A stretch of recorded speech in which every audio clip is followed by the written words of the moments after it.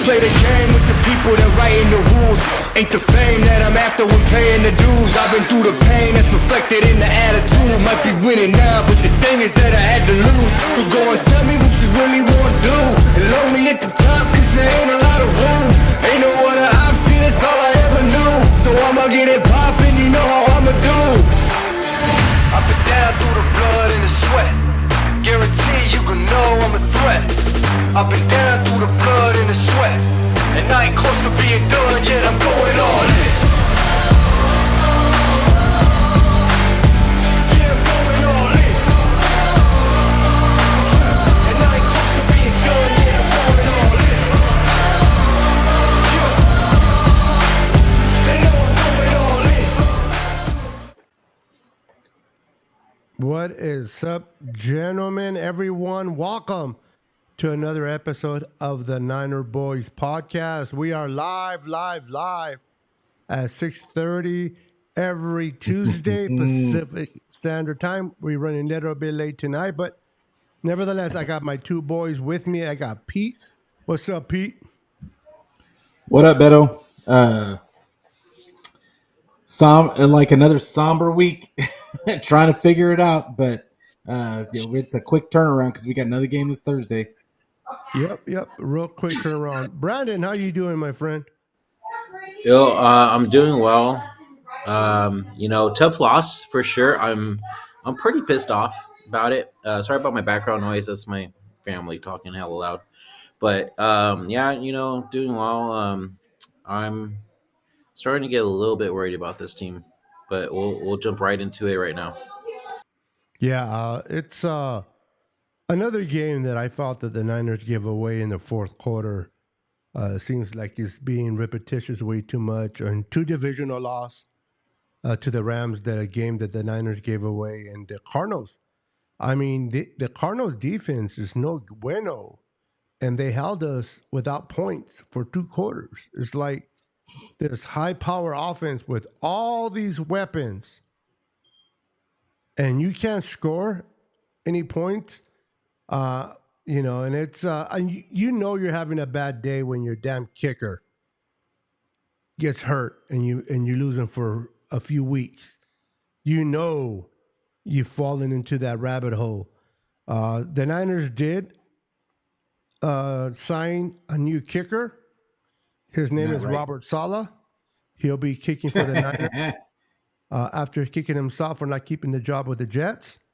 I'm real quick, before we go on the Niners, Pete, and then I'll get Brandon's. What are your thoughts of firing Robert Saleh? You think they fired him too soon? Not soon enough? What are your thoughts? I mean, I think that the writing was on the wall as far as I didn't know if they would fire him in the middle of the season, but I think the writing was on the wall. I didn't think him and Aaron Rodgers were vibing.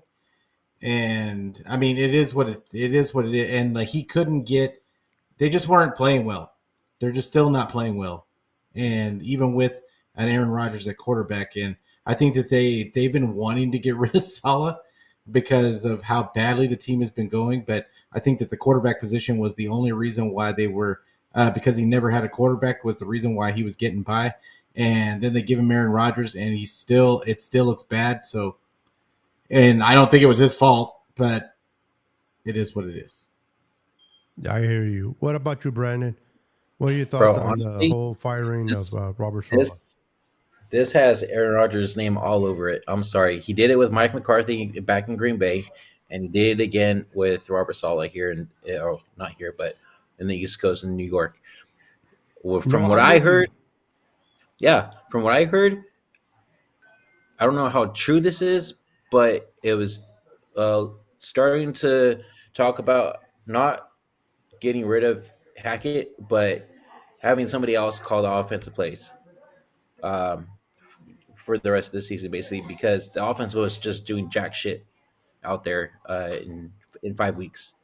So I think because of Aaron heard that, and he's a big Nathaniel Hackett fan, and I think somehow, some way, he got Robert Saleh out of there. To be honest with you. Yeah, the whole thing that Aaron Rodgers, what did he say? He says, I was shocked that they fired Coach Sala.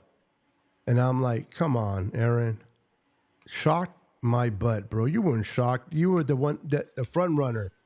You're like, Yeah. it's either him or me. And I thought when they brought in Rodgers that it was doomsday for Robert Saleh from that point on. And I wish Robert Saleh the best. He'll be on vacation. He'll get paid by the Jets and be on vacation Yep. with his family. Yep.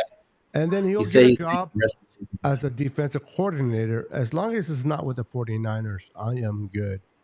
Why not? I don't like his in-game adjustments. I never did, and I still don't. I think if the Jets, I was saying this earlier to Pete before we went live, that I don't think Jeff Ulbrich I don't think they intend to keep him as a head coach. And if he doesn't do good, and that team's really distraught right now, they're going to let him go when they bring in a new regime. And the Niners wanted him, and the Jets blocked the Niners to get in Jeff Ulbrich. So why not get him at the end of the year? Or, I think it's gonna. Heard- I think I it's heard gonna. he was- It's gonna. Who was I the think last? it's gonna make. It's gonna make a difference. Like what? It depends on how the Jets look. Like if the Jets look like they, like the dude from the Raiders, the head coach for the Raiders. I don't think anybody was planning on him being the guy going forward, and he ended up keeping the job. I think that Ulbrich is honestly like auditioning for other teams as well. So if they do well, and they even turn around the season a little bit, and they just look a little bit better, he could be going for more than a defense coordinator position. Really? I mean, he's got the job now. So if they make any kind of turnaround to where it just looks serviceable, and they could still lose games, but if it looks like that the team is like fighting and they're putting on more points, it just looks better on paper. Don't tell me that another team isn't going to take a chance on him, or the Jets decide, let's see where this goes. Like that, the league does it all the time. I don't see it happening. Yeah, We'll see. We shall see. You're Happens all the time. Yeah. You talk about Jeff Oh. Ulbrich, right? Yeah, I'm If, talking about Jeff Ulbrich. Enough about that team. Let's talk about our damn Niners. Let's get right into it. There's so much to talk about. Okay. So So- since you changed it which is good, you transitioned. What were your thoughts on the game on Sunday, Brandon? So Sunday, first half, looking good like always, right? And then finally, Brandon Ayuk goes out there and has a freaking game, right? And everything was basically going. Yeah, Purdy was holding on to the ball too much, whatever. But like we're still going down the field. Come out second half, bro. I don't know what the fuck happened to us. It's like we didn't come back out from the locker room in the second half. Like we scored 0 points all second half. We let Arizona come back into the game. Offense wasn't doing jack shit. Receivers weren't getting open. O-line wasn't protecting. Brock Purdy's holding on to the damn ball too much. We're not running the damn ball. Defense looked fucking horrible second half. My question is, what the fuck was Kyle doing out there? What was he calling out there that shit was just not working? We were 1 for 6 in the red zone. Red zone, we were complete fucking trash. Like, I'm starting to worry about this damn team. I really am. Mm-hmm. You want to add And- to that, Pete? One more thing. I don't think we're a Super Bowl contending team right now. We're not. We're not. I'm not ready to jump off the ship Yeah, me yet. neither. Like the Niners had a worse record and still made it to the They were NFC 3 and Championship 5. game. Made it to the NFC And- Championship. Yeah, but So- that was totally different. We didn't look this bad that year. Ah, I don't think we're looking. no, bad. we laid some eggs like that year. They lost to Arizona that year. Like they lost to a couple of teams twice, and this is the thing. Kyle just needs to figure it out. And it really comes down, like you were talking about the red zone offense. It's not just the red zone offense. It's this offense in general. I've been talking about it for over a year now. And before I used to say it about when they got to the playoffs and they started playing better teams, but now I think it's leaked over into the regular season now. I think that teams are figuring out the overall scheme, and it's going to get to the point. I think that this scheme always had a ceiling on it. Because if you notice, 2019, did the 49ers have the same weapons that they have now? No, they didn't. Like, they had a couple of good players, but they did not have the weapons that they have now. But yet and still, I mean, last year's numbers weren't too far off from 2019's offensive numbers. Yeah, we had a different quarterback, more interceptions, but the offensive numbers weren't too far off. And I just feel like this offensive scheme has a ceiling upon it, and eventually Shanny is going to have to take the training wheels off, and he's going to have to give some of this to Brock and let him do some things to take advantage of matchups. Right now, our offense does not take advantage of any matchups. Kyle has talked about it multiple times that his offense is predicated on beating the defensive scheme, not the player on the other side. So he is going to have to start taking advantage of matchups and come out of his comfort zone, because right now they are predictable, and there is no continuity in this offensive. There is no flow.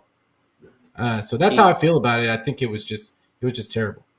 Pete, Brock Purdy said it best in the presser. Yeah, they have no identity. They have no identity whatsoever. They have no identity, and I've been saying that as well. Here's my question for you guys now.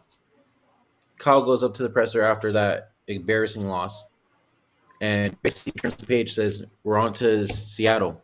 Like, he just told the guys we're on to Seattle. Like, talks nothing about the game afterwards. Is that worrisome to you guys? I mean, it's not surprising. I just think it's not surprising that when is Kyle, if you're waiting for Kyle Shanahan to take accountability, you're going to be waiting. He's not going to do it. Never. He's never done it. Nope. So, like, I wouldn't even waste my time waiting for him to hold himself accountable. That's just not even on my dance card. Like, I'm not even thinking about that part. My bigger concern is that they establish an identity, and like that they find something that works and they stick with it. Like, right now, I feel like there's so many weapons on this team that Kyle cannot find any kind of rhythm. He keeps jumping from thing to thing to thing, and there's nothing is building any momentum. And it's just too many bells and whistles, too many motions. I've been saying that for a couple of years now. I just think it's too much. It looks great when it works, but when it doesn't work, it looks like a car crash. Yeah, I'm with you guys. He likes to get cute way too many times instead of just going straight down. The fact that we don't have a Christian McCaffrey, and I think Kyle depends a lot upon Christian and the way he plans his game plan, the way he utilizes him, as whether it's a decoy or not. And he is definitely missing Christian McCaffrey. And we do have a lot of players that are hurt. I'm not making any excuses, but I mean, there are players like Juwan Jennings that is having a freaking good year. Unfortunately, there's nothing to show for. Brandon Ayuk finally started to step up, but we got the loss, so he can't really celebrate it.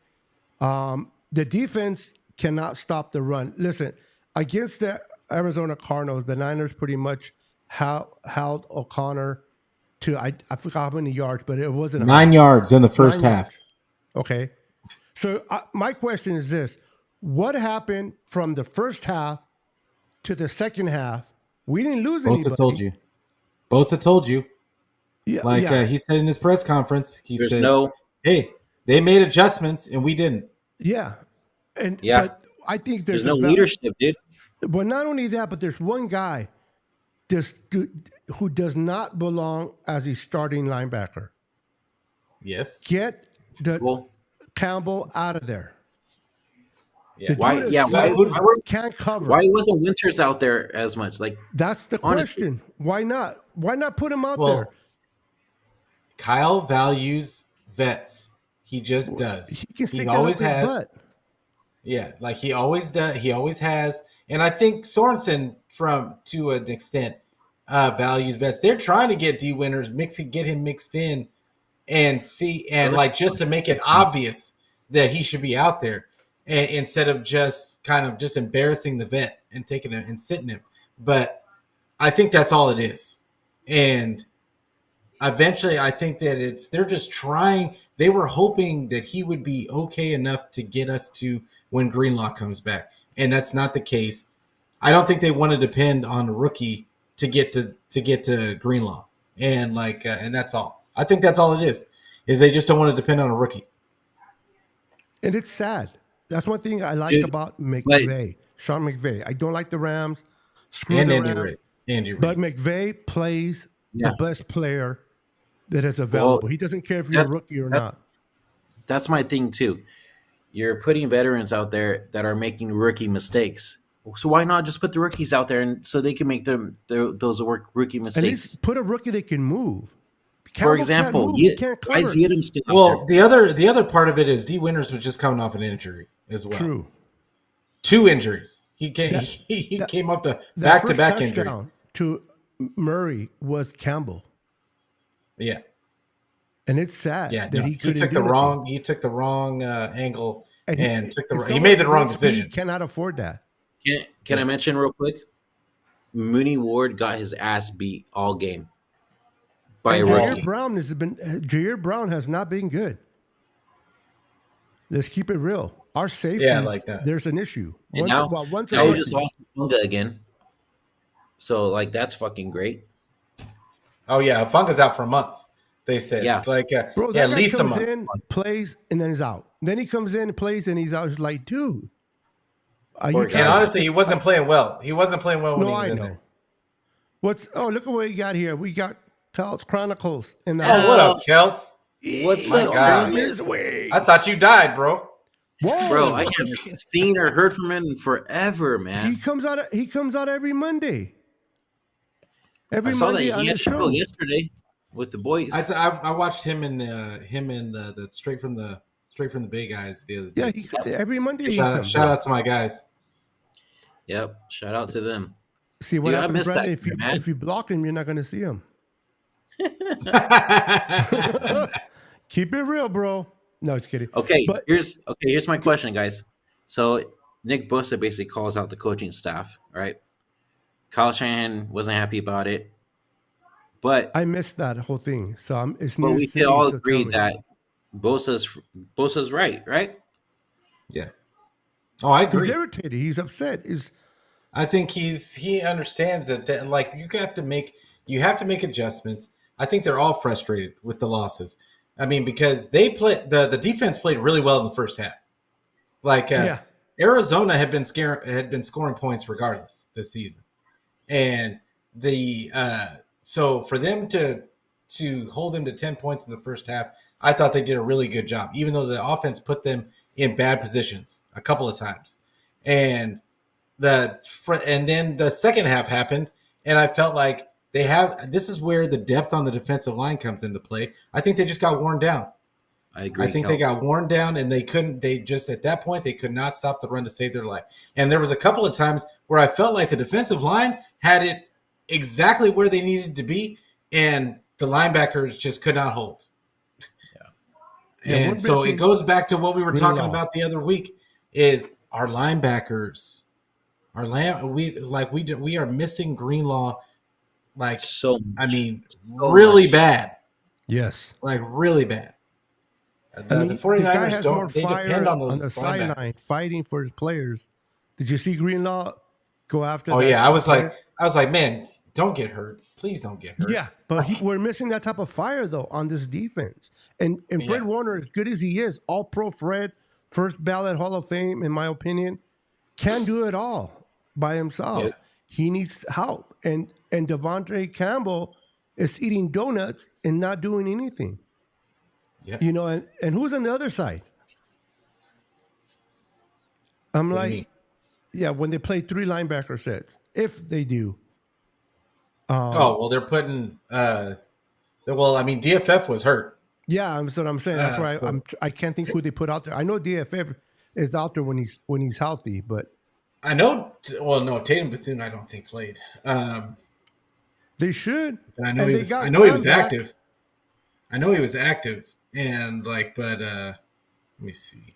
Kyle just needs have- to get out of his own way and allow rookies to play. Like Brandon said earlier, you got these so-called vets that he trusts, but when they're making errors, when they're making rookie mistakes, or they are not able to play any longer because of their age, like Campbell, then you just got to take chances on your rookie. They may make you look bad. They may cost you the game, or you might be surprised, and they can turn around and help you. But in Kyle's defense too, D. Winters is the guy that should step up. But if he can't maintain himself healthy, it's hard to go that way when he's hurt as well.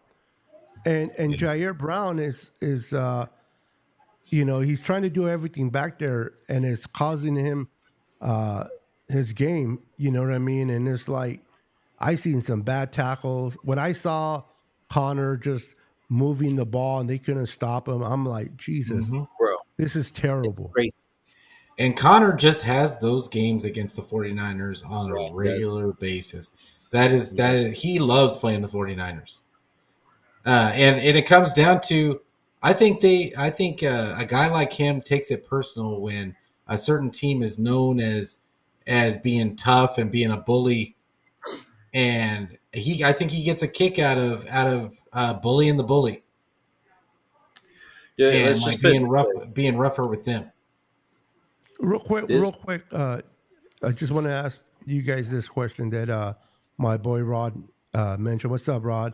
Welcome, Rod, David what's McNutt. up, Rod? Welcome. Kenny's in the house. Captain Jason's in the house. Welcome, guys. What's up, fellas?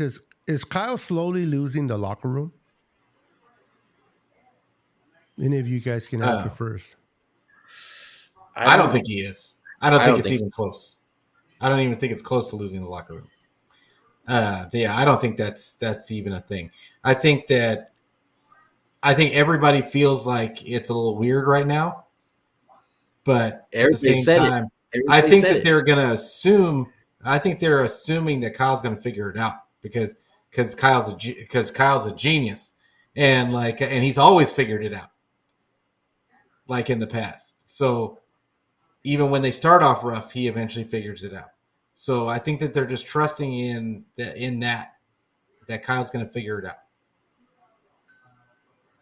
But I'll be honest with you, I am not on the same page. I think that this is a problem, and and I think that the more I see, this isn't like when they were 3-5, and the reason why they were losing was because Jimmy was throwing picks, and there was they had obvious deficiencies on offense, like things that they just could not do, and their defense was just trying to hold them in every game. This is a complete breakdown and wishy-washiness on both sides of the ball. They don't have anywhere near the defense that they had before. No, And then the offense can't be consistent, and they can't sustain drives without getting penalties or just not block or guys missing their assignments. So With all these it all comes weapons- back. Yeah, it all comes with all back to these the weapons, coach. bro. Why can't Kyle do shit with these weapons, Pete? Because I'm telling Kyle- you, he cannot. It's too many weapons, and you've seen this happen a lot with teams that have a ton of weapons. They cannot figure out how to feed all the mouths, and it gets to a point to where you're not. Guys have to, a lot of the time they have to build momentum. They have to get touches, Yeah. and to be effective. And you can't just give a guy 4 targets and expect him to do something great. A lot of the time, it has to be something where you keep feeding a guy. And when you have all these mouths to feed like this, but I think it's clear what you were talking about earlier, as far as Jawan Jennings having a good season, Brandon Ayuk randomly going off out of nowhere. That's the offense. That's the scheme. Like what I was talking about earlier, the scheme is built to get guys open. What if the They're guys that not. we have, but what if the guys that we have aren't as great as we think they are? And it's the scheme that has made them great. Well, I could for sure tell you that that's Debo right there. Guy can I never get I open. mean I think that they just get the ball. Debo is good at this thing. He's good. He used to be good at breaking tackles and taking one of the house randomly. That was what Debo was good at. He's good at with yards after the catch. But they're not. They're not. Dude, There's no short Pete, passing game. Is it really Debo's fault Pete. that he has to run this type of scheme that Kyle's putting out there? Maybe in a different scheme. That's what I'm saying. Well, I here's the think Kyle perfect can hurt Debo and not here's necessarily Debo hurt himself. here's the But perfect he's a guy example. that needs volume. He needs targets, Yes. Yeah, and he only got how many targets last game? Not many. he didn't get many, but he Exactly. also was getting open when he was But getting those targets. everybody's. But what happens on Twitter? What But happens on hey, 49er Twitter? Everybody real says, quick, "Where was Brandon Ayuk? Where was Kittle? Where was Debo? Why aren't these guys producing?" They have to get targets. Yeah, you They got to have give to him get the ball. targets. But you can't give everybody the ball. The 49ers Not consistently for only them to pass the warm up. ball No. 30 times a game. So everybody can't get the ball. Kelt says it best. How the fuck are you in year 8 with identity issues? Well, because you've got new, better players over and over every year. There's another guy that breaks out. Like were we talking about Jawan Jennings like this last year? No. Were we talking about Brandon Ayuk like this last year? No. Like or the year before that? I know No. what you meant. Every Yeah. year there's a new person that blows up in this offense because the other defenses try to take out Debo. They try to take away Debo. So what happens? That opens up the scheme opens it up for Ayuk. Then Ayuk blows up. They start covering Ayuk and Debo. So who does that Let open me, it up? It opens it up for Kittle or Jawan Jennings. let Like me put that let me put this out here that is too. what's happening. Yeah, let me put this out here too. So, mind you, this number one, Beto said it too. There's no short pass game right now. In the 5 weeks that we've been playing, it's always deep balls for some strange ass reason. That's number one. Okay, we're not doing the short passes like we used to the past couple of They, years. they Number run after two the is catch. yeah, that's why the yak is not there. We're dead last in yak. Okay, and then number two is why the fuck did we wait till the second quarter to give the ball to Jordan Mason? Start of the game was Debo in the backfield. Why? Why? They were trying to get him going. Yeah. They were just trying to get Debo going, bro. Trying to get him the point is we have too many good players to give the ball all the time. So you're trying to get these players get going, find their niche in that But particular game. we don't need Debo in the backfield right now. We have Jordan Mason and we have um Grindo. God I can't think, yeah, Grindo. And Patrick We Taylor don't- isn't bad either. Yes. But We don't need Debo in the backfield. I'm sorry, but that's long gone. That's 2019. We don't need that shit no more. Everybody's figured Debo out in that situation. And he doesn't get that much yardage when he is in the backfield. I don't think he likes being back there. I don't think it's him going up to Kyle and I say, don't "Hey, think put so me either. back there." I think Debo wants to catch the ball and show what he can do as a receiver, and Kyle's kind of stuck in his ways in the way he wants to do things. He wants. Roz, See, the thing he's is, doing see defenses. who's out of all the players right now. If I say who is close to playing like Christian McCaffrey, who would you call? Who would you say? Debo, right? Based on it. Yeah. So why does Kyle? that's go to why they're Debo? doing that. Yes, he wants Christian McCaffrey so damn bad that he's trying to get at it from Debo, and Debo's not Christian McCaffrey. And Debo Kyle is was not trying to even go to close that route. Christian McCaffrey. The one who's close to Christian McCaffrey is Jordan Mason, and we have been seeing that, especially last year when we were splitting the ball between CMC and Jordan Mason. No, Jordan Mason is his own person. 7 yards Utilize him, carry. what he brings to the table. Forget about the way Christian McCaffrey plays. You don't have him. Yes. You don't have him. Utilize Exactly. what Jason with Mason brings to the table. What does he do best? Utilize that and work on that. Forget about McCaffrey. Forget about trying to make him into McCaffrey. Utilize their skill sets at what they do best and try to stop making them to who they're not. Yep, I agree. And this is the thing about Debo trying to use Debo. I agree with you. Him trying to use Debo like CMC. But this is the thing. Debo's not half the route runner that No, CMC he's not. No, he's not. He's not even close. So that's not a good comparison either. But I think Kyle is.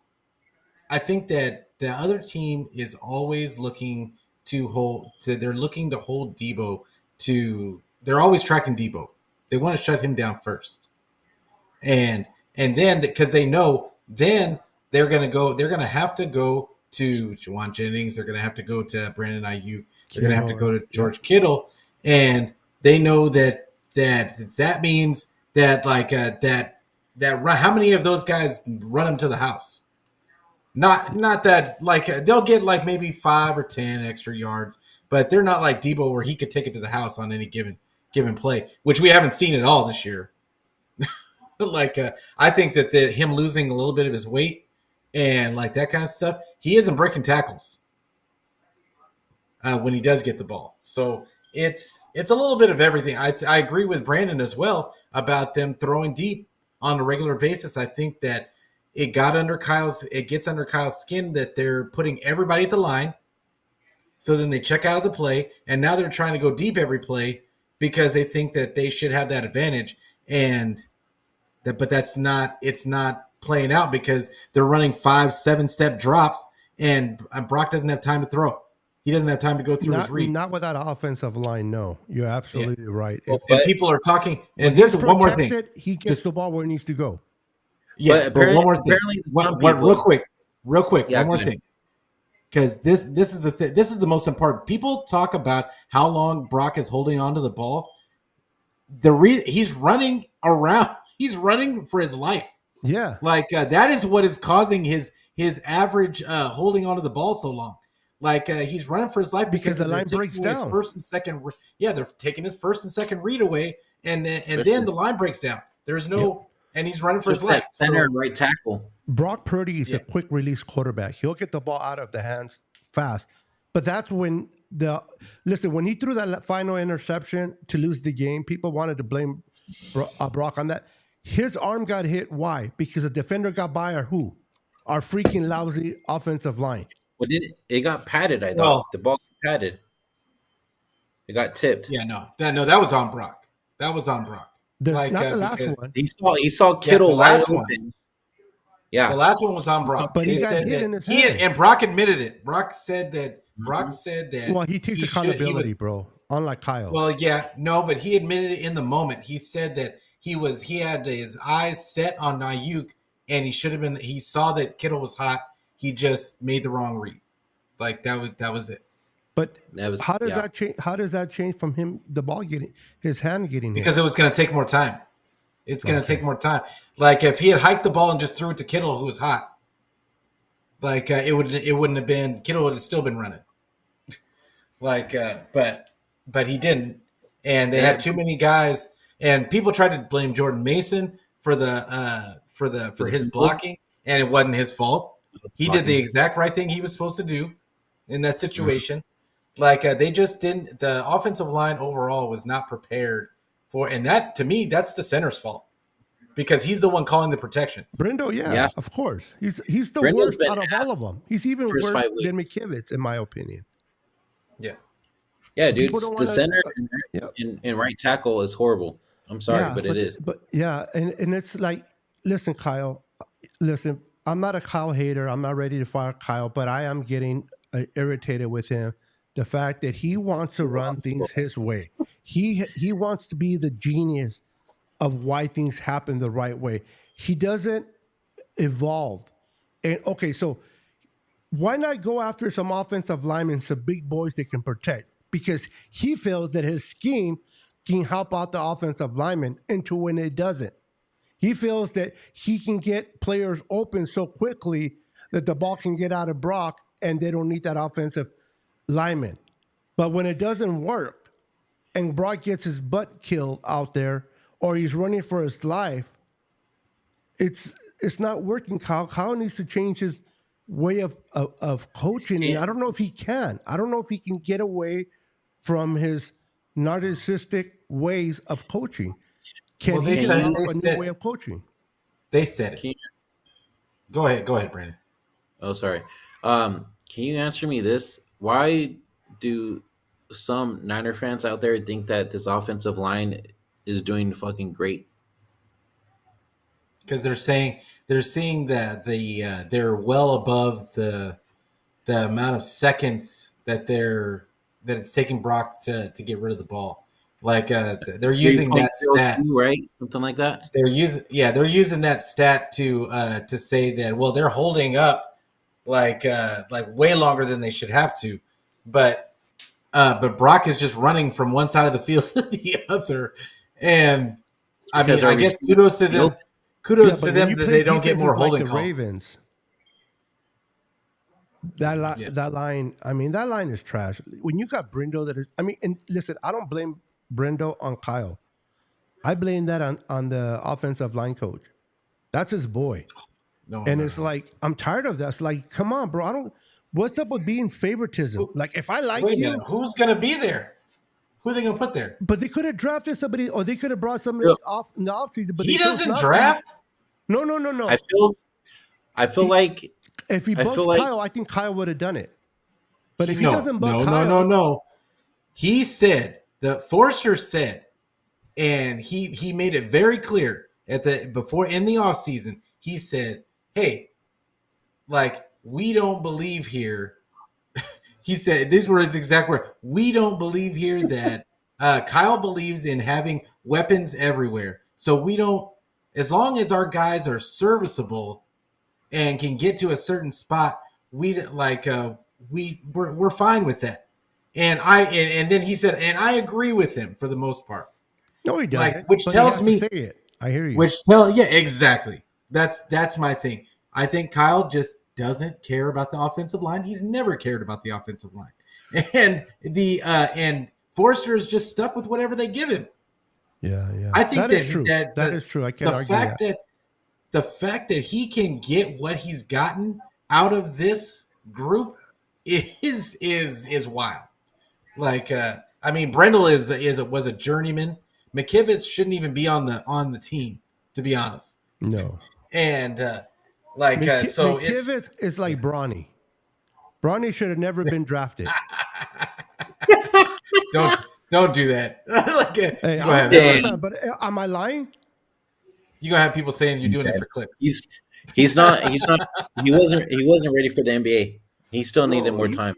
So when you have favoritism and people pull for you, they're going to get you in there, or you're going to play more snaps than you should because they like you.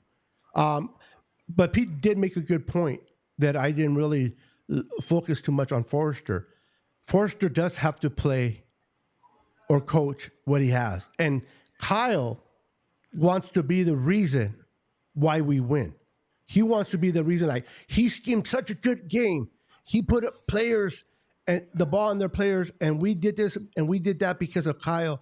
Instead of giving credit to the offensive line, McKivitz is always getting blown up. McKivitz is making Pooney bad because Pooney sometimes has to help out McKivitz, and McKivitz is the veteran. Mm-hmm. It's like you look at that and you assume that Pooney's the veteran and McKivitz is the rookie.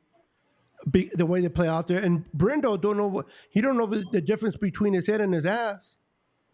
And then you got Banks that is not really playing that great. No, he's not playing well this year. And either. Trent is getting up there in age, so he's slipping a little bit too.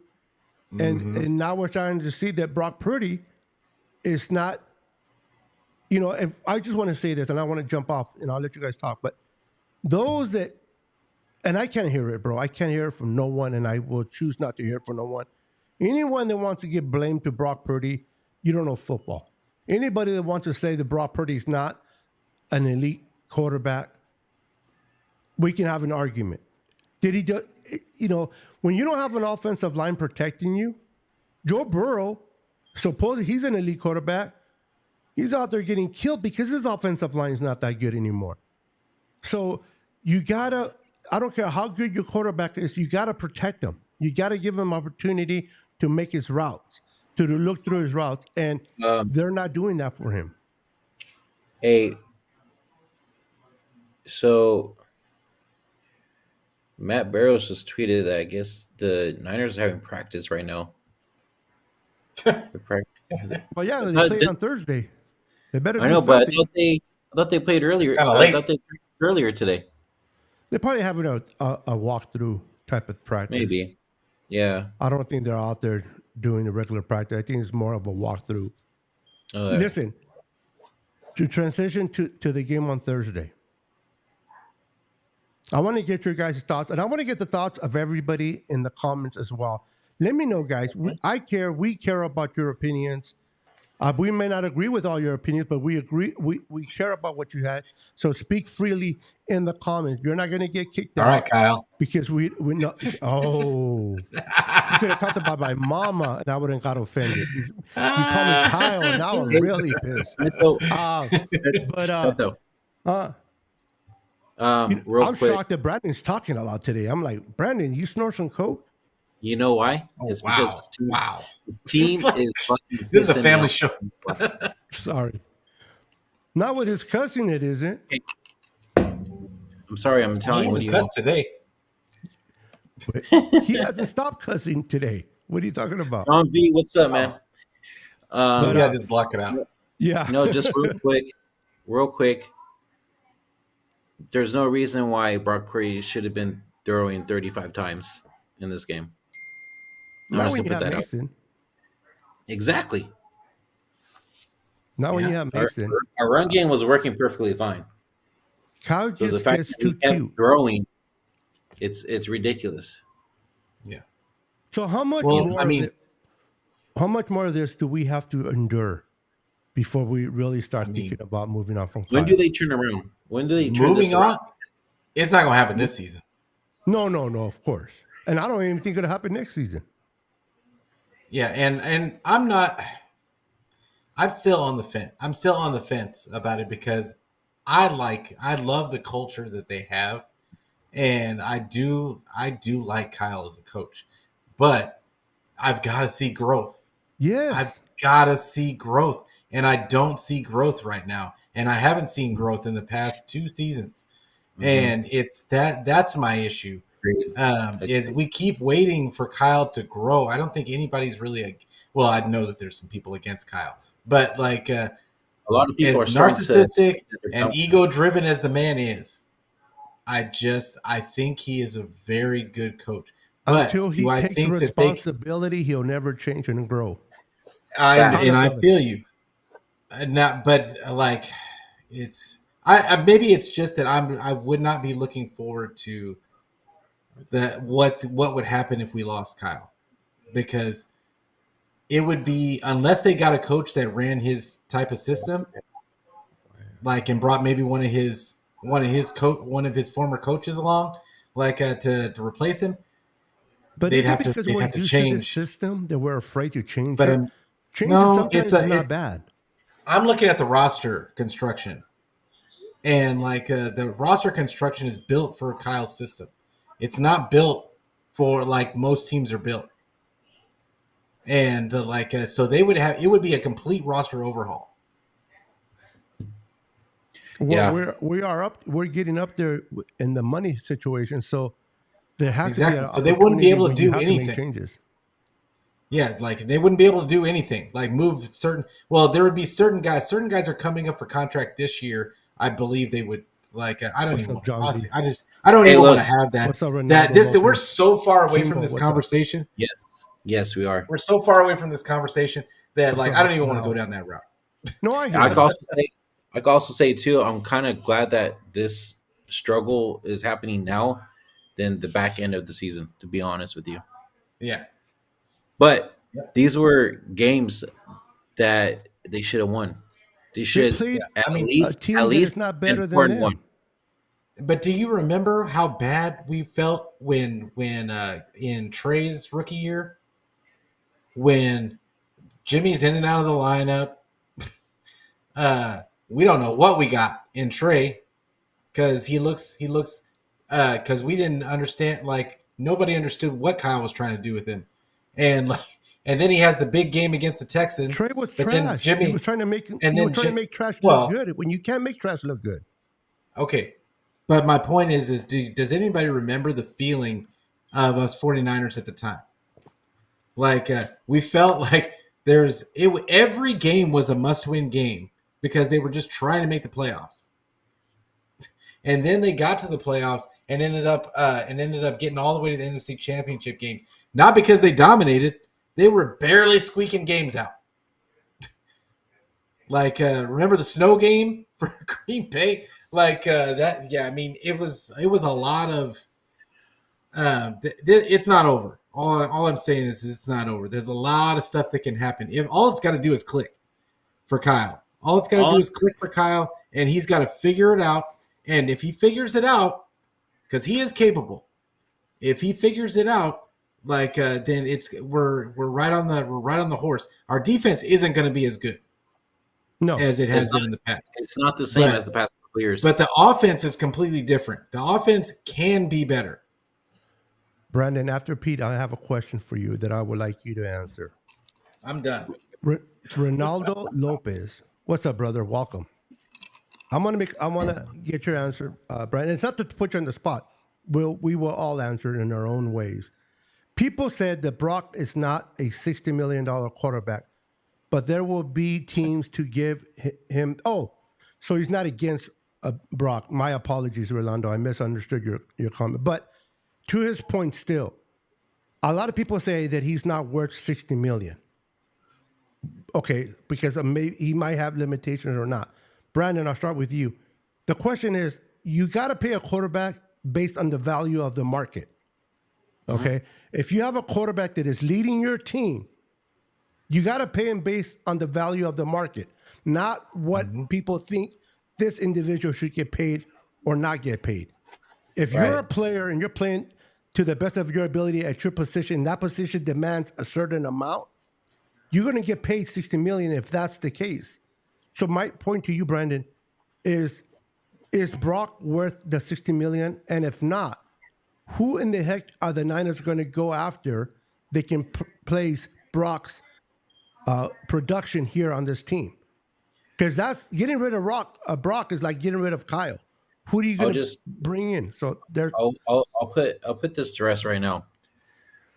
Brock Stain, he's our franchise quarterback. I don't know as of right now how much he's worth until the end of the season. Personally, I already know.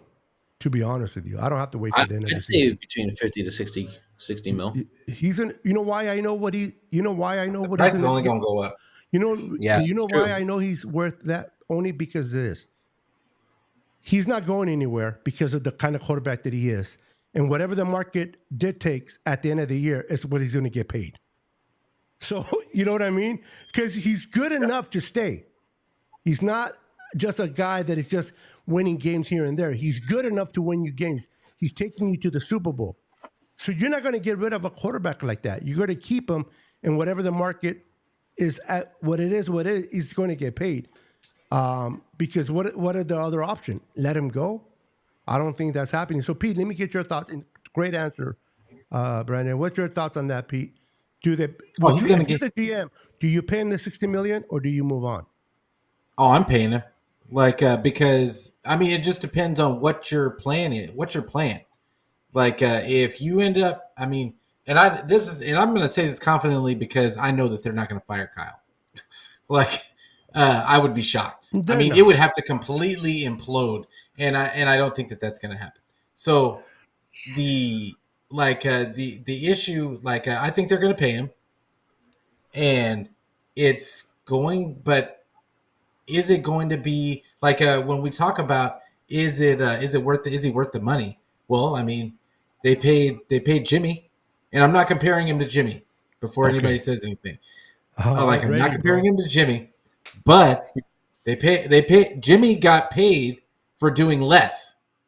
Yeah, Colts is saying And right now. because He's of saying it just right what you now. just said. Jimmy got to the Super Bowl, Jimmy got paid. Like the what's it called? Brock is gonna get broke off. I He's like the gonna way you get put broke that. off. No pun intended. He's going to get broke off. Yeah, it's going to get. It's not even going to be. I think 60 is light. Is light work. I think it's gonna. He's gonna set a. It's gonna be a pretty substantial contract. They're gonna. Of course, it's gonna be a lot of funny money, Of but course, regardless, it's not. he's a quarter. He's a quarterback, so it's gonna This is get. how they It's gonna break the get. contract down that you have to It's look gonna at. be substantial. It's gonna be Yeah. substantial. Don't look at the main contract. Look at the what's the word The I'm looking for, guarantees. Pete? The guarantees. Thank The you. Yes. guarantees. Yeah. So Couch says Jimmy got the bag. My eyes been open to Kyle's BS. It's gotten worse. Now, when it comes to Jimmy, for me personally, this is my opinion. You guys can think different, and that's fine. Jimmy is a complete system quarterback. He needs Kyle. I don't Yep. believe that I people can argue all they want. I don't think Brock needs Kyle to be successful. I don't I know. think Brock can play under any head coach, under any system. He's still going to lack the arm strength. That's just part of it. But Breeze did not have Kyle, and he was successful. Brock can play what Brock does with his mind, the way he anticipates, the way he throws with precision. These are things that I never saw from Jimmy. Jimmy, you had to be open. And Jimmy had to see you open before he threw the ball. This is why he got intercepted a lot, because defenders were seeing Jimmy's eyes. Brock throws with anticipation. He believes you're going to get there, and he trusts, and Kyle trusts Brock more than he ever did Jimmy. He had no choice to work with Jimmy since he was brought in. He was going for Cousins, but they brought in Jimmy, and he had to do kind of like what you're saying with Forrester. Forrester had to work with what he got. Kyle had to work with Jimmy because John or York, whoever brought him in. Brock is not Josh Allen. He's not Patrick Mahomes. But besides those two, or Lamar, I love Lamar. But he is definitely a top 5 quarterback. I think he's better than Burrow, personally. And Think people he's want to better than argue. Burrow? Okay. Yes. What has Burrow? Okay, what has Burrow done more to? I mean, what has Burrow done in his career that you can ultimately say, "Wow, he is hands down better than Brock Purdy"? Let's be honest. No. I think it's just the system. I think it's Kyle's system that But he runs a system too in Cincinnati. Every quarterback runs a is it system. a system? Is it a system in Cincinnati? But I everything is don't a know. system. You coach your system, right? You coach your way of coaching. That's a system. Yeah. I get what you're saying. Like, I mean, I don't know. Josh Allen is in He a definitely system. has Patrick Mahomes he is in a definitely system. has a bigger I think he's probably pretty close to Brock, but I think he has a much bigger arm than Brock. No, that he does. That he And does. and I think they're similar. But that's not Brock's fault that he doesn't have But that strength of an arm. I think Brock is better at getting at making plays off the cuff and like getting out of the pocket, Yeah. short area He quickness, can that kind extend of stuff. plays when he gets in Yeah. trouble. And that's what an elite quarterback does. You got to But be able that- to get out of the pocket and extend plays when they break down. To me, that's what makes you elite.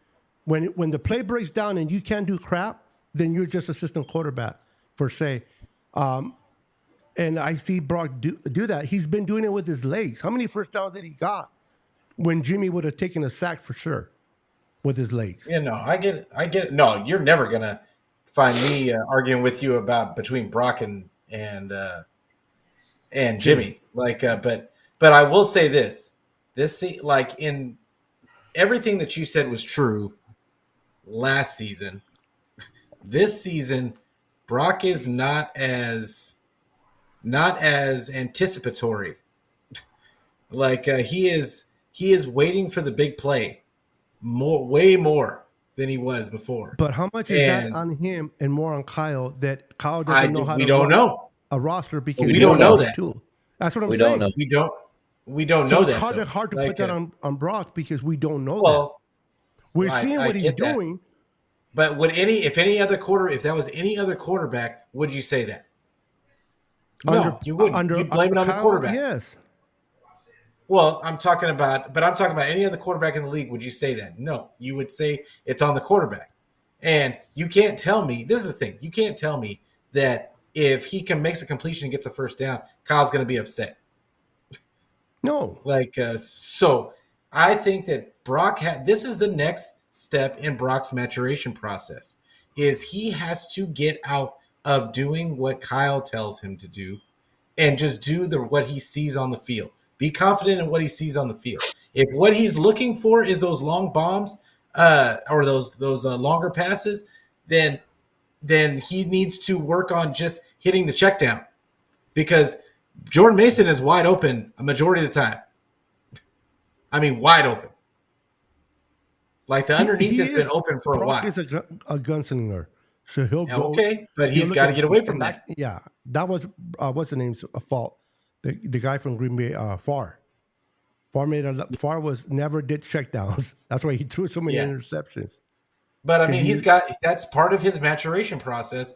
Is in the beginning, it was all about running Kyle's system, being anticipatory with the throw, like anticipating the throws, like hitting those tight windows. And then they started throwing a lot of underneath, like trying to get Debo the ball, doing a lot of the screens, and then teams started keying on that. So now they're trying to go over the top on a consistent basis, but they're not adjusting. At the next step of Brock's maturation is just taking what the defense gives. No matter what the read is, you've got if they post snap, you see something different, you've got to go with what you see and just trust in it and get the ball to the open guy. I got you. Niners throwback says Kevin O'Donnell or Ben Johnson. He feels that they can come in here and do something with this team now. What are your thoughts? Now they're unproven, obviously. I mean, what has Ben Johnson done? I'm just reading what he put. I get it. I get it. Throwback. I appreciate it. This is the thing. Neither one of those guys has done anything. Either. We're talking about a guy that's been to the Super Bowl twice.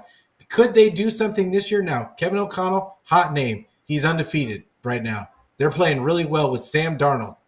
And I think Kevin O'Connell's a really good coach. Could he potentially do it? Of course he could.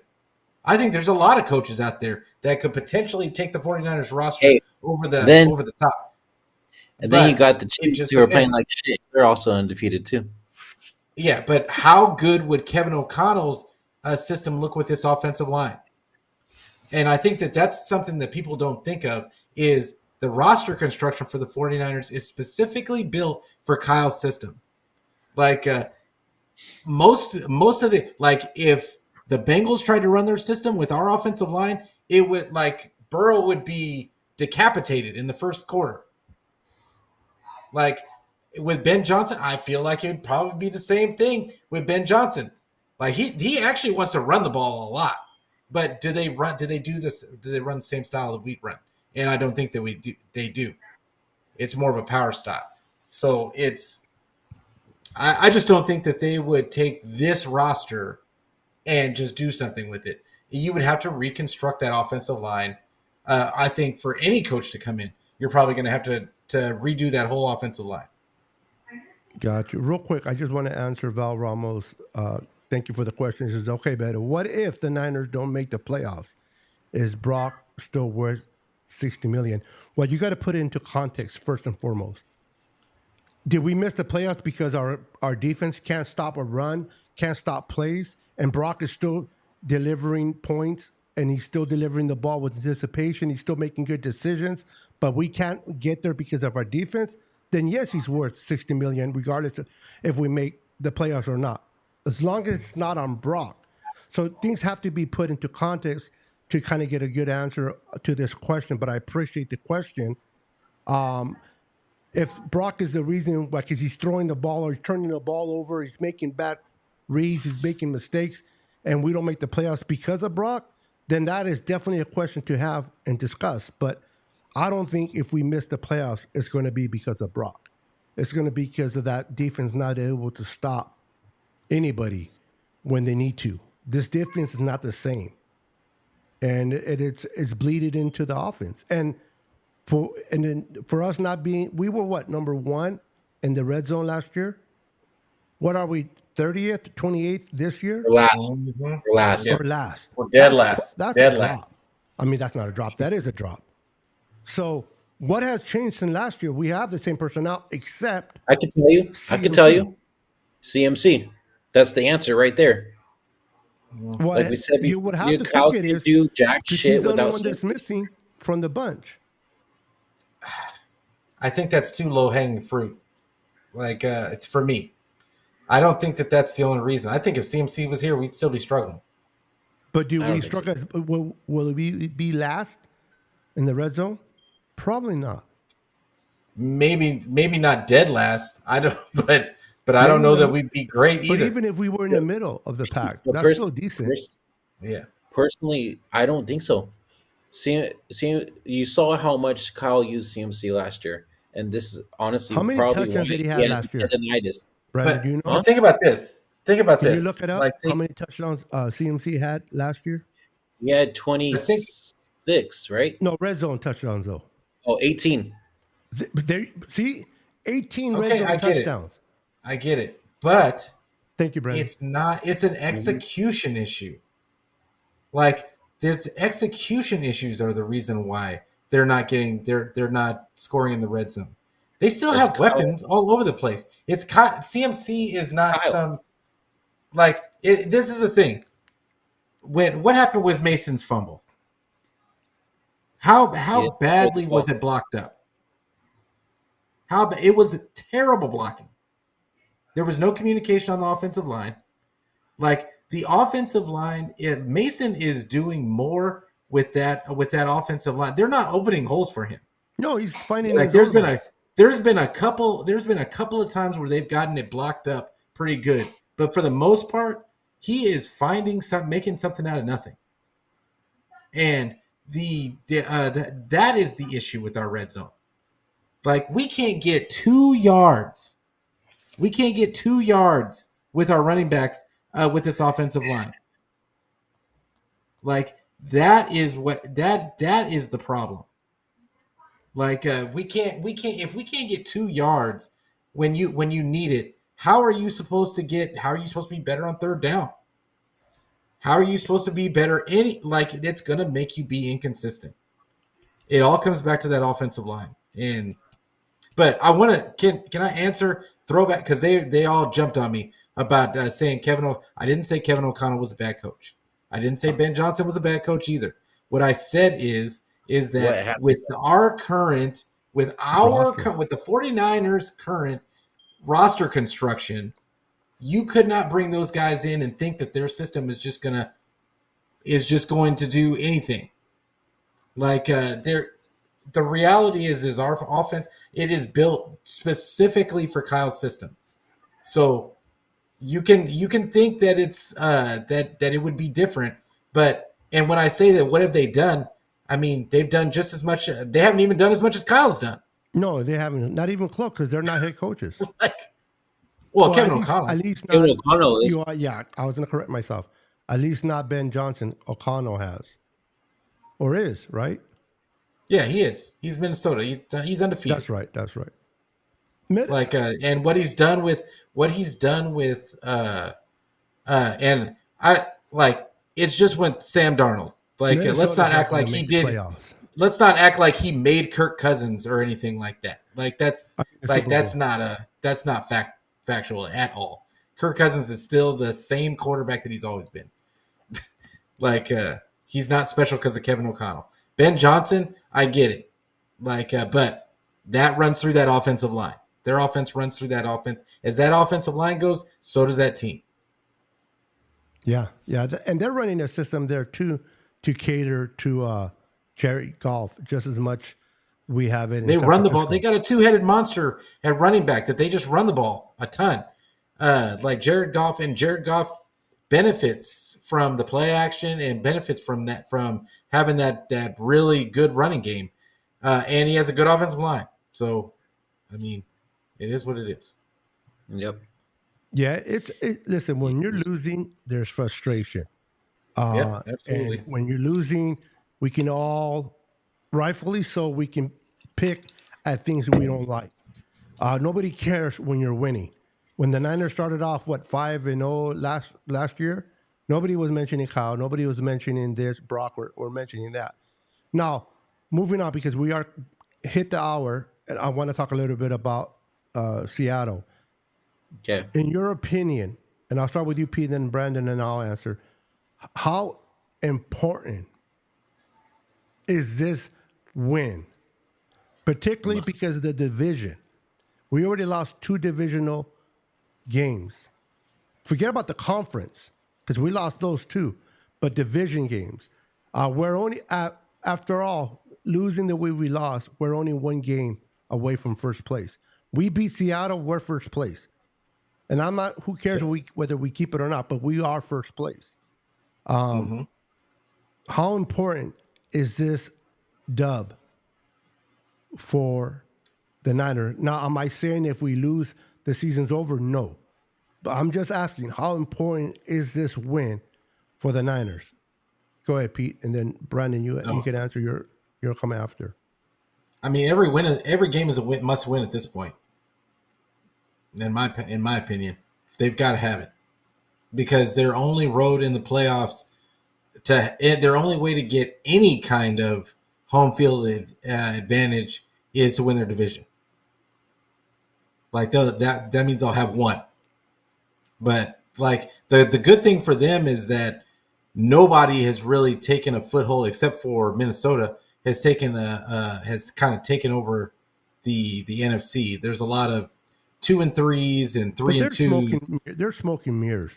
To me, I don't care Yeah, what people say. Vikings are smoking mirrors. They're a good team.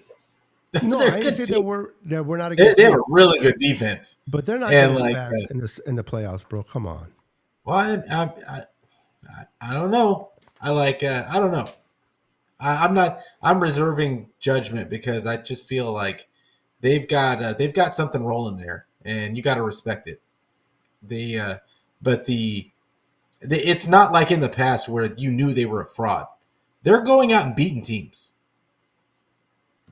this season. It's not like it was before. Who have they beaten this year? I mean, you're like, wow. Okay. I did not see them. They beat the 49ers. Let's look it up. They beat the 49ers. We talking about Arizona? No, we're talking about Minnesota. Oh, Minnesota. Minnesota. Yeah. Where's North? They beat the Jets, who can't even beat themselves. They beat the Giants 28-6. Okay. They beat the 49ers. Then they beat the Texans 34-7. The Texans are not who they beat the Packers last year. Then they went and beat the Packers in Lambeau. Without Jordan Love, though. Without Jordan Love. Oh, no, no. He did play. No, Jordan Love was playing. He came back. He played that game. It was his first game. I get it. And I get it. But my point is Jordan Love doesn't play on defense. Game. Jordan Love don't play on defense. And they put up 31 points versus the Texans, who I feel D'Amico's a pretty good they've got a pretty decent defense over there. And they put up 34. Like the 49ers, they got 23. The Giants, they got 28. The Giants don't even have a bad defense. Like they don't have a good team, but they don't have a bad defense. And then the Jets, they put up 23. So like they can score some points, is my point. And their defense, they've only allowed 17, 7. They had one game where they allowed 29, and then they allowed 17. Like it's like they're not the Vikings of the past. I don't feel. No, they're a much better team this year. The 2013 Vikings that went. I think people are waiting for Darnold. Better. than this team. I think. Wait. What teams? The 2013 or the remember when they won? Oh, 2013. Yeah. Like, I mean, I'm not talking about that. I'm talking about the last couple of years when people were expecting them to be good and they Oh, were they turned out to be frauds. Because the last time they like, won 5-0 was 2013, and that team was way better. Yeah, that's a whole different era in my mind. Yeah. Like, It counts as a question. In a couple of years, who would you rather have as a head coach, Manning or Brady? Manning or Brady? Peyton Manning or Tom Brady? Manning. Yeah, I agree. I always thought Manning is a better quarter. I think he's a better quarterback. Oh, I think Brady is the better of the two. I think Brady's the better of the two quarterbacks. But who I would want, I think Manning would be meticulous. So why do you say Brady's better than both quarterbacks? Because he has 6 Super Bowls or 7? It's not just because of that. I just think he showed up when he absolutely had to, and I think Manning was a beneficiary sometimes. Like the ones that he won, he shouldn't have won. He went Chicago when he beat the worst quarterback to ever play in a Super Bowl. And then he shouldn't have even won that game. He had 2 interceptions in that game, in that Super Bowl, and then he couldn't even throw for his second. You talk about Manning? Second one that he won. Yeah, I'm talking about Manning. And Tom Brady lost 2 games to his brother. What does that have to do with anything? That's sad. Manning had the top offense for years. And but he always hit a wall when he went up against a good defense. I think Manning had a bad coach. I think that everywhere Manning went, he was the coach. It was his offense. Yeah, same thing with Brady. Well, he wasn't he did what they told him to. They gave him the first couple of years, bro. Come on. No, it's for the first couple of years. It wasn't Brady. No, exactly. That's what I'm saying. That's when it wasn't Brady. But once Brady became Brady, he started to run the offense just like Manning. Oh yeah.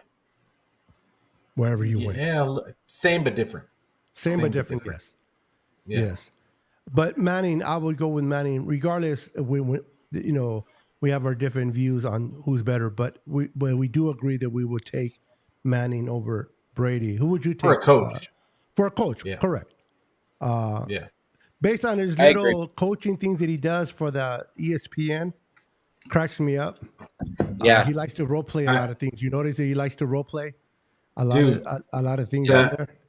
I love watching the two of them, the Manning cast. I love it. They're funny because to me, it's not even that it's funny. He watches the game exactly like I do. Like I could be talking to somebody, but then when the game when the play is going on, he stops whatever he's saying to that person.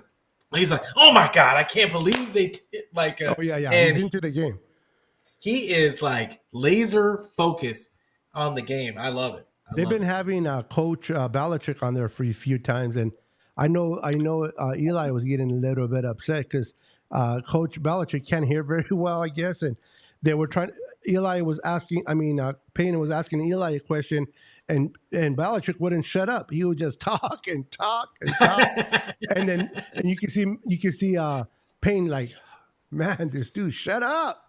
You know what I mean? I thought it was funny. That's what I say is funny. It's not exactly what they do; it's what they don't do that makes me laugh, or the guests they bring in and how they mess up. And Belichick's a hell of a good person and coach, but he's just up there in age, and he's talking, he's excited, and he forgets that there's. I like him on TV. No, I like him on TV, but he forgets that he's not the only one on TV, though. Well, he's the GOAT coach. So you shut up and listen. I'm about to drop some knowledge. It's not your show, though. Doesn't matter. It's always my show. I guarantee you that Peyton Manning has something different to say about that. Yeah, he can say what he wants to. Scoreboard. So real quick, so you answer your question. Brandon answered Seahawks, so we can get out of here. Yeah. Do they need to beat the Seahawks, or like a must? I know every game is a must game, but this is a divisional game. We're already 0-2 in our division. Going 0-3 is not good. This is 100% must-win game. Like straight up, we need to win this game. Gotta have it. It's going to be interesting to see what they do against that run. Number 9 is running Example. good. It's like example. This is like a desperate win, basically. Yeah, but like Mike Tyson, to quote Mike Tyson, everybody thinks they can fight until they get punched in the mouth. So we have to Here, wait and see. I'm gonna play this real quick. What Nick Bosa said today, just real quick. How much more pressure is on this game given that you have lost 2 divisional games? It's a lot of pressure. It's not a must-win because stealing Kyle's team meeting thing because technically your season's over if it's a must-win, but it definitely feels like we're treated that way. I had a question about. So basically, Bosa said that Get him off It the def- mic in front of the away from social media, and I guarantee you he's thinking something different. This is what he's supposed to say, Brandon. This is not what he's thinking. This is what he's supposed to say to back up and support his team. But you get him one-on-one away from the media, I guarantee you both is like telling you something different. Well, honestly, not exactly because he practically called out the front office on Sunday. No, of course. But he's calling it based on the play, based on the defense, how and stuff. But Or the coaching staff, I should say, not the front office. Yeah, the coaching staff. yeah, and I'm pretty sure he wouldn't do it again. I'm sure They 'cause Kyle probably was spoke to pissed. him, and he was a little emotional. Kyle. I'm not saying he's wrong. I am not saying that he's wrong, but he probably was a little emotional. Who can blame him? This game was in the bag. The Rams game was in the bag, and the Niners just let their foot off the gas and allowed them to come back. I mean, you couldn't muster any points in the second half. Now, did it help that we had 3 turnovers in the second half? No. And no kicker. And no kicker. And no kicker. So we had to go for it on 4th and 23, which we wouldn't have done if we had a kicker. So, circumstances did arise that day, and it kind of sucked. But I think this is a must-win game. Is the season over? No. But I think for purposes of trying to win the division, it is. But this whole division is up for grabs. I mean, the damn Rams have a chance. We might be the worst division in the league. Oh, yeah. Yep. The most embarrassing We used division. we used to be the best division in the league. We're becoming the South of AFC South.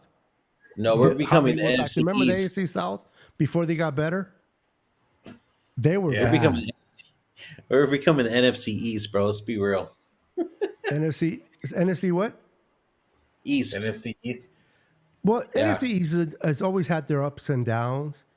Give and take. They're pretty good this year. Except Philly. I mean, Washington's their first place. Well, Cowboys stink too. Yeah, the Cowboys. Well, the Cowboys don't Cowboys even look always good. stunk. What is new there? Tell me something I don't know. They're smoking mirrors. They're the definition of smoking mirrors. They can play good in the regular season and then just get bounced on the playoffs. All right, guys, we have hit that hour. We have quite a few people still in here, but we're an hour and 20 minutes. Pete, we got to honor your time because you're ahead of us. What do you got going on your channel this week? Let us know. Or not. Let everybody in the comment know what you're doing. So Niner Fanatic Oops, Podcast. sorry. Oh, I do that all the time. yeah, I know. Like only when I'm talking. Oh, wow. Damn. Mouth. But Niner Fanatic Podcast this Thursday after the game. I'll be doing an instant reaction, even though it's going to be late. But it'll be late for me. But make sure I'm on Twitter. You can get it on Facebook. You can get it on YouTube. You can get it on Twitch. Anywhere where you can get your audio podcast. I don't care where you get it. Just get it. And then make sure that you tell a friend to tell a friend so we can be friends every day, every week. Because, I mean, come on. Who doesn't want to get yelled at by this face on a daily basis? So, yeah, just tune in Thursday after the game. Love it. Brandon, what you got going on your channel, bro? All right, we'll be going live tomorrow night to preview Thursday night's game versus Seattle. And then after the game, hopefully, hoping that we'll go live after the game as well to go over the game and basically talk how the Niners did and everything. Be sure to hit that like subscribe button. We're at 704. We're trying to get 1,000 subscribers on YouTube. So please hit that subscribe button. We appreciate the support. Also, we're on Instagram, Facebook, Twitter, SoundCloud, iHeartRadio for all your audio podcasting. If you want to listen to us on the way to work, Spotify, Apple Podcasts, iHeartRadio, SoundCloud, all that good stuff. Anywhere you get your podcasts, it's there. Just Yeah. get it. Just get it. And for myself on Tuesdays, again, every Tuesday at 6:30 here on the channel, we have, this wonderful podcast, the BOYZ podcast. And on Thursdays, me and Jess from the East Coast Red and Gold, we go live at 5 p.m. Pacific Standard Time on Thursdays. And then I'll go live periodically depending what happens, what mood am I on my board. I may go on during the week. So make sure that you have the notification bell lit up so that when I do go live, and if you are available at that time, you will get the notification that I am live and you can come and join me. Guys, it's always a pleasure. I want to say thank you. Beto, Yes. make sure that we send some prayers up for Florida. Go Yeah, ahead. prayers up to Florida. Let's do it now. Cal had a good point. Let me pray. That's Let me pray. as a because as a person that lives in a hurricane state, it's real. Okay. Hey, Yeah. And I appreciate you brought that up. Thank you, Pete. You're right. 230 plus people have lost their lives, and now they're dealing with another hurricane, Milton, I think, and that's Florida, wild. and it's just, and yeah. I was going to say something political, but I'm not going to do that. So let's just lift them up in prayer. Heavenly Father, we just come before you and we pray for the people in Florida, the people in North Carolina, Father God, that you would just comfort them, meet their needs, strengthen them, let them get funded by the government, let people be able to help out and aid through them, Father God. Give FEMA the ability to help them to the best of their ability. Father, we just pray that you will protect them in harm's way, that you will just be with them, strengthen their families, and help them rebuild, Father God. We keep them in our prayers. Let them feel our love from all over the world and just protect them in your precious hand. And we say in agreement, amen and amen. Thank you so much, Pete, for bringing it up. I do appreciate that. It did slip my mind, and I was going to do it, and it slipped my mind. So I'm glad that you brought up. And just real quick before we go, I always say this on every show, and I mean it from the bottom of my heart. You guys in the comments are the MVP. You guys that show up and hang out with us, that listen to us. Y'all were live tonight. You guys are. Yeah, you guys are there, man. You guys rock. You guys do you guys are the reason why me, Pete, and Brandon do this, because you give us motivation. You come out and support us. We love you guys. We appreciate you. We may not always get to your questions or bring up your comments, but you are definitely seen and recognized, whether we bring it up or not. You are seen by us. So we love you guys. Have a wonderful night, and we'll see you next Tuesday at 6:30 Pacific Standard Time with a victory over Seattle on Thursday. Until then, we are out of here. Have a wonderful night. God bless everyone. Go Niners. Go Niners.